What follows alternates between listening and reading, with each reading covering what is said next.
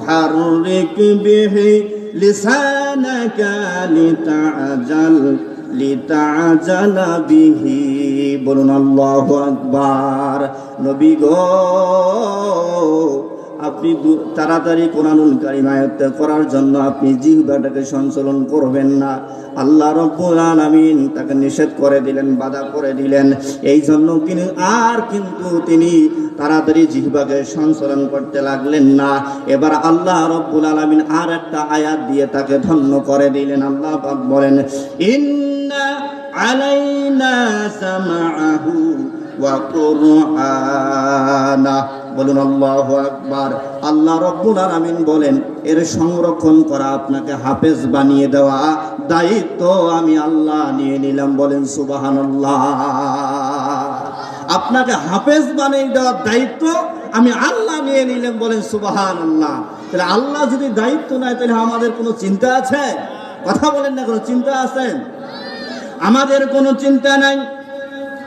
আল্লাহ রাব্বুল আলামিন আবার তাকে শুনাইয়া দিলেন, ফাইযা কুরআনাহু ফাত্তাবি'i কুরআনা। আমি আয়াতটা আরেকবার আপনাদেরকে সুবিধার্থে পড়ে শোনাই। ফাইযা কুরআনাহু ফাত্তাবি'i কুরআনা। কাজে আমি যখন তা পাঠ করি, তখন তুমি সেই পাঠের শুধু অনুসরণ করবা। জোরে বলুন আল্লাহু আকবার। জিবরাইল নবীজিকে বলতেছে, নবী গো, আমি যখন কোরআনুল কারীম আপনার সামনে আবৃত্তি করব, আপনি শুধু অনুসরণ করবেন, আপনাকে মুখস্থ করার চিন্তা করা লাগবে না। আল্লাহ রাব্বুল আলামিন আপনাকে মুখস্থ করে কোরআন আপনার অন্তরে সেট করে দিবেন। বলেন সুবহানাল্লাহ। আপনাকে চিন্তা করা লাগবে না। আজকে পাতি নেতাদেরকে টর্চ লাইট জাগিয়ে জ্বালিয়েও কোথাও খুঁজে পাওয়া যায় না। কথা কোন ঠিক কিনা?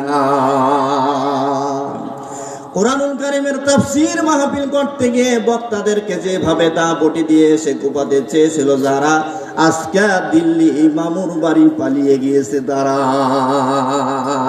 এই জন্য আল্লাহ কয়, ওয়া মাকারু মাকারাল্লাহু আল্লাহু খায়রুল মাকিরিন।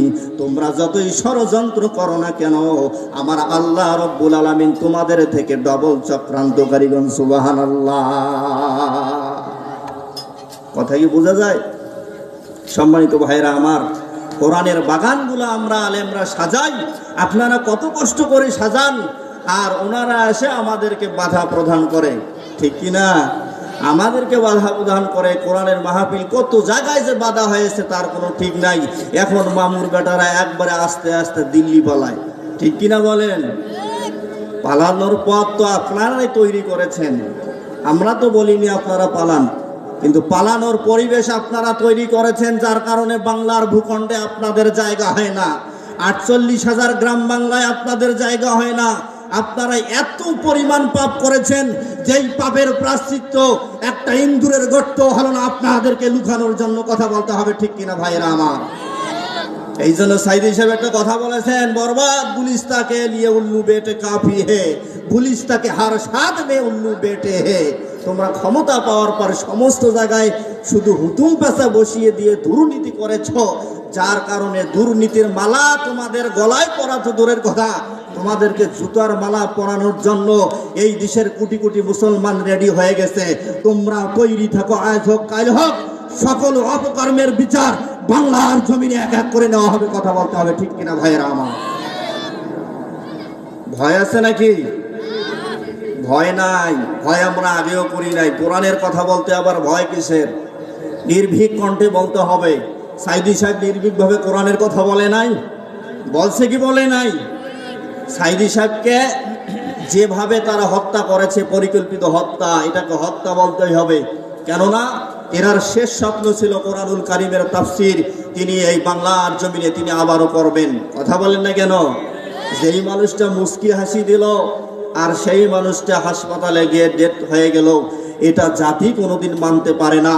এই জন্য আমি অনেক মাহফিলে বলি, তোমরা যেই সত্য ঘটনাকে চাপা দেওয়ার জন্য যতই চেষ্টা করো না কেন, আজ হোক কাল হোক সেদিনকার সিসিটিভি ফুটেজ বের করে তোমাদেরকে, আসল হত্যাকারীদেরকে শনাক্ত করে বাংলার জমিনে তোমাদের বিচার করা হবে। কথা বলতে হবে, ঠিক কিনা ভাইরা আমার? তাফসীর বলতে কাকে বোঝায়? আল্লামা সাইদিকে বোঝায়। কথা বল না কেন? তাফসীর বলতে আল্লামা সাঈদীকে বুঝায়। তাফসীর সম্রাট হলো এই বাংলার আল্লামা সাঈদী। তার মাধ্যমে এই তাফসীরের মাঠ জীবন্ত এক কিংবদন্তি হয়ে আজকে মাঠে ময়দানে সারা বাংলাদেশের ওলামায়ে কেরাম সেই বীজগুলো বপন করে যাচ্ছে। কথা বলতে হবে ঠিক কিনা?